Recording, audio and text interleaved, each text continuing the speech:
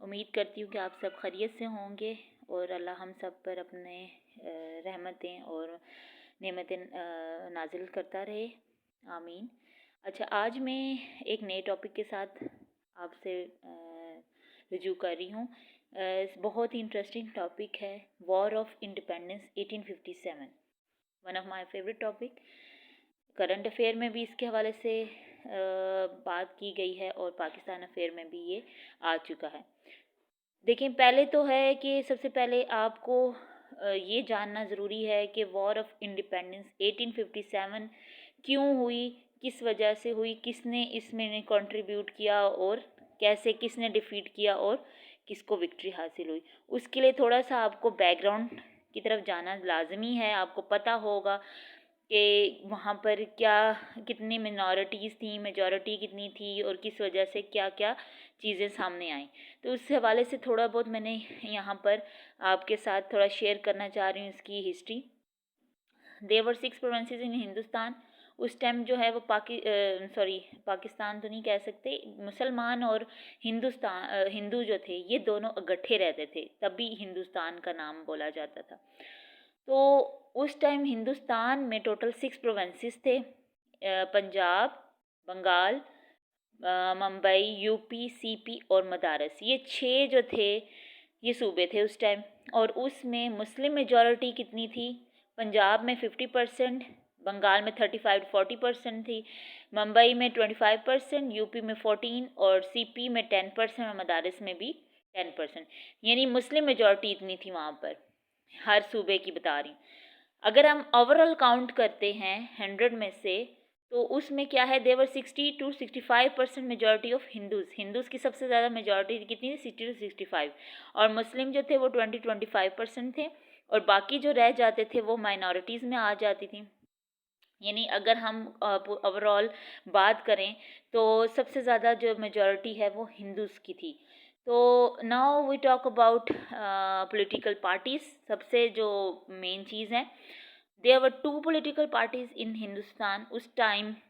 2 जो थी इम्पोर्टेंट, बहुत ही ज़्यादा अच्छी पार्टीज़ जो थी वो थी, कांग्रेस थी जो कि 28 दिसंबर 1885 में बनी थी। ठीक है, ये आपको डेट्स आनी चाहिए, पता होनी चाहिए, ताकि कहीं भी अगर MCQs आता है या कहीं आपको लिखना पड़ता है तो ये चीज़ें आप ऐड करते हैं तो वो आपके आंसर को मज़ीद बेहतर बनाती है।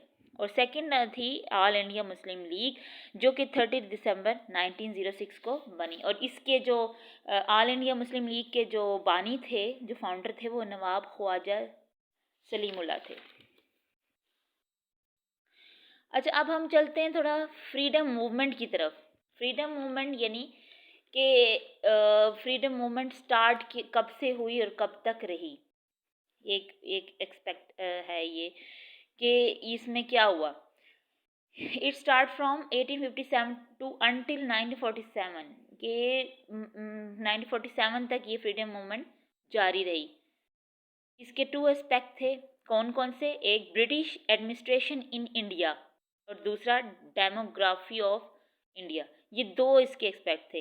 फर्स्ट क्या बनता है, ब्रिटिश एडमिनिस्ट्रेशन इन इंडिया। इसमें ये था कि ब्रिटिश जो है वो रूल करना चाहता था इंडिया पे।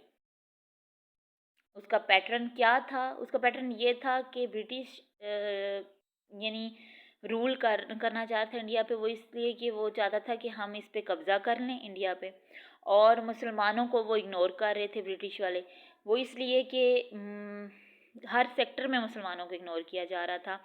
अगर वो पढ़ाई का हो डिपार्टमेंट या कोई जॉब के लिए अगर कोई अप्लाई करता था, अगर वो मुस्लिम होता था उसको इग्नोर किया जाता था, उसको जॉब नहीं दी जाती थी और बहुत सारी और मुश्किलात का सामना करना पड़ता था मुस्लिम्स को। तो वो नहीं चाहते थे कि मुस्लिम एस्टैब्लिश हों, इसलिए क्योंकि वहाँ पर बहुत ही लंबे अरसे के लिए जो है वो मुग़ल एम्पायर्स जो थे उन्होंने हुकूमत की थी ना, उनकी सल्तनत थी।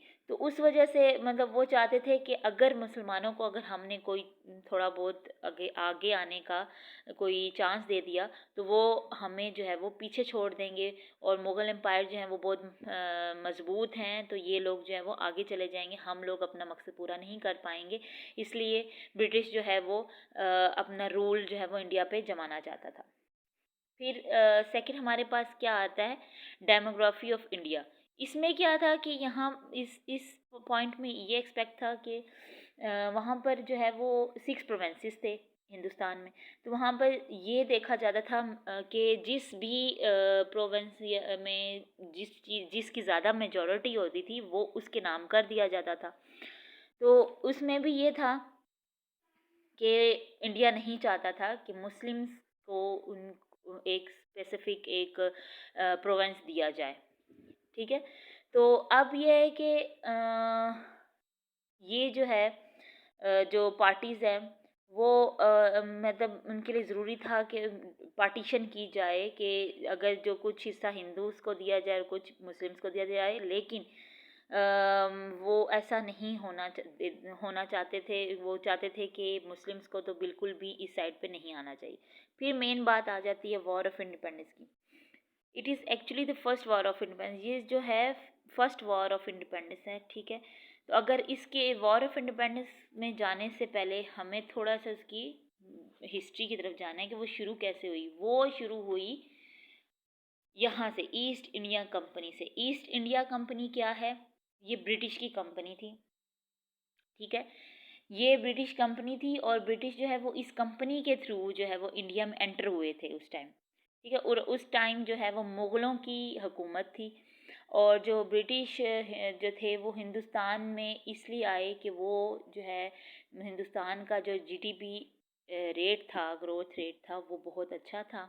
और उसके प्रोवेंसीज में मतलब प्रोवेंसीज 6 प्रोवेंसीज थे, और वहाँ पर मेजॉरिटी हिंदूज़ की थी। और दूसरा ये कि ब्रिटिश जो है वो इसमें हुकूमत करना चाहते थे इन पर, और उनको ये लगता था कि इंडिया जो है वो इनके लिए सोने की चिड़िया है, यहाँ पर उनको बहुत सा फ़ायदा होने वाला है।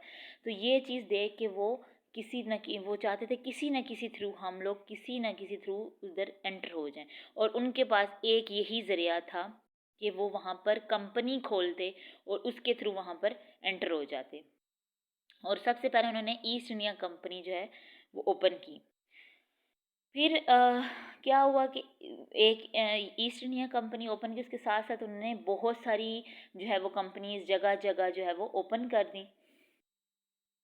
इसी तरह फिर उसी के थ्रू जो है वो आहिस्ता आहिस्ता क्या हुआ कि मुग़ल जो एम्पायर थे उनकी डायनामिक लीडरशिप जो है वो आहिस्ता आहिस्ता ख़त्म होती जा रही थी। तो ब्रिटिश ने क्या किया कि उन्होंने उसका फ़ायदा उठाया और अपनी कंपनीज जो हैं वो मज़ीद ज़्यादा से ज़्यादा ओपन करना शुरू कर दी जगह डिफरेंट जगह पे।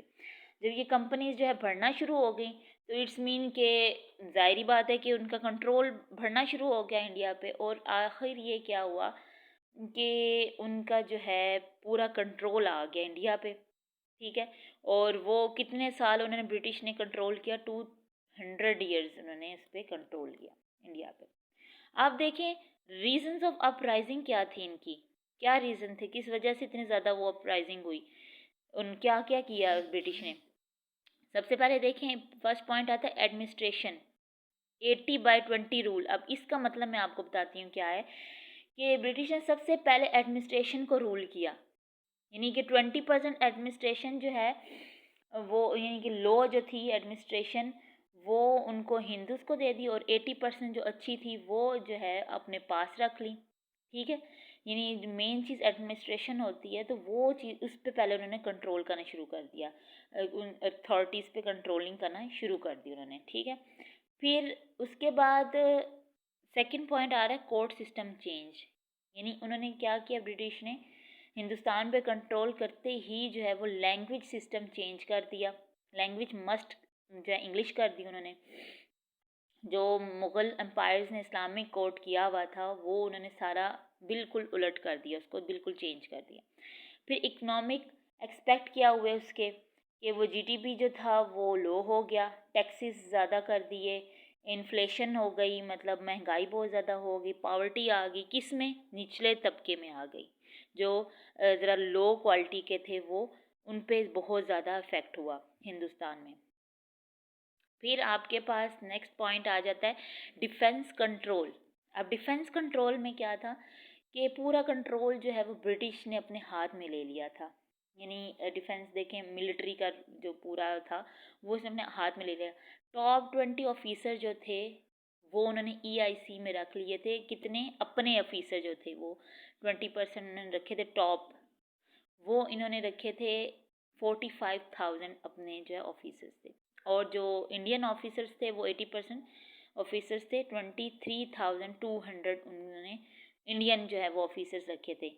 यानी कि जो टॉप के ऑफिसर थे वो जो थे वो ब्रिटिश के थे, और उनका जो बिहेवियर था वो बहुत ही गलत होता था। बाकी जो अपने से लो जो ऑफिसर्स के थे उनसे बहुत ही बुरा बिहेवियर होता था। यानी वो ख़ुद को बहुत अच्छा समझते थे और बाकियों को बहुत बुरा। और उनको जो इंडियंस जो ऑफिसर्स थे उनको लो वेजेस दी जाती थी, मतलब बहुत कम उनको उनकी तनख्वाहें दी जाती थी। यानी कि अगर 2 रुपये बनते थे तो उसकी जगह वो उनको 1 रुपया दिया जाता था। यानी उस टाइम और सिचुएशन थी ना, तो इस तरह उनके साथ ट्रीट किया जाता है। फिर उसके बाद क्या आता है, न्यू रूल्स इंट्रोड्यूस्ड। फिर वहाँ पर नए नए रूल्स इंट्रोड्यूस करवाए ब्रिटिश ने, कि उससे ये हुआ कि मतलब उन्होंने ये कहा कि हिंदुस्तान में कोई भी अगर रूलर जो है वो अगर उसकी डेथ हो जाती, मर जाता है, तो उसकी जगह उसका बेटा जो है उसका वारिस नहीं बन सकता। ठीक है, वो EIC के हवाले कर दिया जाएगा। मतलब वो ब्रिटिश ही देखेगी कि उसने किसको देना है, क्या करना है। क्योंकि वहाँ पर पहले ये रूल था कि अगर जो कोई भी हुक्मरान है उसकी डेथ हो जाती तो वो आगे उसकी जो सीट है वो उसका बेटा संभालता है। तो ऐसा वो रूल ख़त्म कर दिया। फिर रिलीजन के हवाले से जो बात होती है वो ये है कि ब्रिटिश का रूल था कि वो सब के सब रिलीजन ख़त्म कर दिए जाएं। तो सिर्फ जो है एक ही जो है रूल वहाँ पर लागू हो, ईसाईयत का रूल हो। ठीक है, तो बस उनका ये मिशन था कि हमारा एक ही रूल यहाँ पर होना चाहिए, ना इस्लामी रूल हो ना हिंदुस्तानी रूल हो, कोई रूल नहीं होना चाहिए। फिर हिंदुस्तान के आने से वहाँ जो है ना बहुत ज़्यादा महंगाई हो गई, GDP उनका लो हो गया। लोग जो हैं वो मतलब मजबूरन वो ब्रिटिश के पास जाते थे हेल्प के लिए। तो ब्रिटिश उनको यही कहता था कि हम इस सूरत में आपके हेल्प करेंगे कि आप हमारा जो है ना रीजन अपनाएं, यानी अपना रिलीजन जो है वो बिल्कुल छोड़ दें, अपने मज़हब को छोड़ दें, हमारा मज़हब अपना लें, ईसाईयत का मज़हब अपना लें। तो इस शर्त पे आपकी मदद की जाएगी। वो तो बहुत सारे ऐसे लोग भी थे जो मजबूरन जो है वो इस तरह इस साइड पे आ जाते थे। ये उन्होंने एक पॉलिसी अपना ली थी। फिर ये तरीका था ब्रिटिश का अपने कल्चर को प्रमोट करने का। ठीक है, ये एक और पॉइंट आ जाता है, उन्होंने अपने कल्चर को प्रमोट किया। ये सारी चीज़ें आप देखें किस तरह उन्होंने ब्रिटिश ने स्टेप बाय स्टेप जो है वो इन चीज़ों पे अपना कब्ज़ा करना शुरू कर दिया। आप देखें main cheese why Indians defeats, क्यों इंडियन जो है वो हो गए थे, उनको शिकस्त हुई थी। उसकी कितनी रीजंस आ रही हैं, 3 रीजंस हैं। अगर हम रीजंस की बात करते हैं तो 3 रीजंस उनकी आती है। सबसे पहले रीज़न आ रही है उनकी कि लैक ऑफ कम्युनिकेशन, जो उनके बातचीत का ज़रिया था वो सही नहीं था आपस में, इनकी मतलब अंडरस्टैंडिंग ठीक नहीं थी। नो डायनामिक लीडरशिप, इनकी लीडरशिप अच्छी नहीं थी। Mismanagement and lack of misunderstanding, इनकी मैनेजमेंट अच्छी नहीं थी इंडियंस की। ज़ाहिरी बात है इंडिया और मुस्लिम्स एक दूसरे के ख़िलाफ़ रहते थे। वो अगर ये दोनों मिल जाते, इकट्ठे हो जाते और इनकी लीडरशिप अच्छी हो जाती, मैनेजमेंट अच्छी, इनके बीच में अंडरस्टैंडिंग हो जाती, तो फिर क्या होता कि जो ब्रिटिश थे वो क्या कहते हैं कि उनको विक्ट्री हासिल ना होती। तो इसी वजह से ब्रिटिश को विक्ट्री हासिल हुई और इंडिया डिफ़ीट कर गया। अब देखिए वजह ये हुई कि बीच में जो ब्रिटिश थे उन्होंने अपनी जो है ना वो कंट्रोल बहुत अच्छा कर लिया था कि मुस्लिम के जो लास्ट मुग़ल एम्पायर थे उनके साथ उन्होंने बड़ा बुरा सलूक किया था। यानी उनको, उनके पूरे ख़ानदान को उन्होंने कैद कर दिया था। और उसके बाद जो है यानी उनके जो वारिस थे उनको उनकी गर्दनें काट दी गई थी। ठीक है, जो मुग़ल एम्पायर थे लास्ट वाले। मतलब बहुत ही बुरा और बहुत ही ख़तरनाक और बहुत ही फिरौनियत वाला काम उन्होंने किया था। बस वो सिर्फ़ इसलिए कि ये चीज़ें बाकी जो लोग देख रहे हैं उनको मतलब एक सबक देने के लिए कि अगर आप हम पे अगर हुकूमत करना चाहते हैं तो आपके साथ ये किया जाएगा। क्योंकि ज़ाहिर बात है कि इंडिया जो है उस हिंदुस्तान सॉरी उसने वो एक्शन में आया था, लेकिन क्या हुआ कि ब्रिटिश ज़ाहिर है उस टाइम पूरी तरीके से उन पे हावी हो चुके थे ब्रिटिश। तो वो इंडियंस कह रही हूँ मैं, जो हिंदुस्तान था पूरा वो उस पूरे पे हावी हो चुके थे, तो इस लिहाज से वो कुछ नहीं कर पाए। जो मुग़ल एम्पायर थे वो भी कमज़ोर हो गए थे, तो उनके पूरे ख़ानदान को उन्होंने गर्दनें उतार दी। जो कुछ जिन्होंने कोशिश की कुछ करने की, हेल्प करने की, बाकी लोगों को फांसी दे दी गई और बहुत ही मतलब कत्ल गारत हर जगह शुरू हो गई। तो मतलब इबरत का निशान बनाना शुरू कर दिया कि नेक्स्ट कोई ऐसा सोचे भी ना कि ब्रिटिश के ख़िलाफ़ हम जाएं। तो वॉर ऑफ इंडिपेंडेंस से फिर क्या हुआ कि सारे का निचोड़ ये निकला कि क्वीन विक्टोरिया जो थी ब्रिटिश की, उन्होंने एक लॉ पास किया कि ये सिस्टम EIC वाला ख़त्म कर दें और आप वाइसराय वाला कंट्रोल ले आएँ इस मुल्क में। वाइसराय मतलब तो वही था कि ब्रिटिश ही हुकूमत करेंगे, ब्रिटिश ही हुकूमत करेंगे, लेकिन ये था कि वाइसराय वाले सिस्टम आ जाएगा कि पहले एक वाइसराय आएगा, वो संभालेगा पूरा एक उसको हिंदुस्तान को, फिर जब उसका टाइम ख़त्म होगा फिर दूसरा आएगा, इस तरह। लेकिन ये तरीका है ब्रिटिश का जिस तरह उन्होंने इस हिंदुस्तान में एंटर हुए, आने के बाद उन्होंने किस तरह आहिस्ता आहिस्ता अपना जाल फैलाया और अपने जो हुकूमत है वहाँ पर गाड़ ली, जिसकी वजह से बहुत नुकसान हुआ। हमारे मुग़ल एम्पायर जो थे उनके साथ बहुत बुरा, उनके ख़ानदान के साथ बहुत बुरा हुआ। और फिर आखिर में क्या हुआ कि वो इतना मजबूत हो गया ब्रिटिश कि जो है वो सब मिलकर भी जो है वो उसका मुकाबला ना कर सके। ये मैंने आपको आज आपसे डिस्कस करना चाह रही थी।